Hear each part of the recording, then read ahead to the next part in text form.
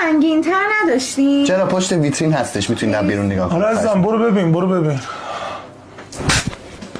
برای چی منو میزنی؟ کدوم پوفیوزی گفت من زن بگیرم؟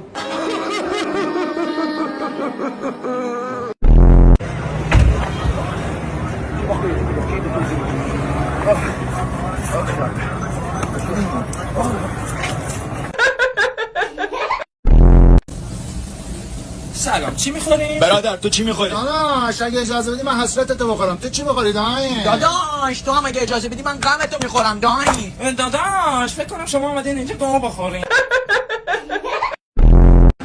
گوجه میخوری؟ نه دست کباب میخوری؟ آره عزیزم چرا نمیخورم من.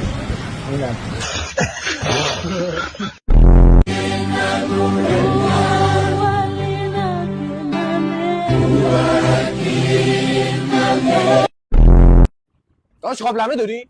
نه داداش نداریم. داداش قابلمه نیوردی تو؟ نه بابا ندارم. داداش قابلمه داری؟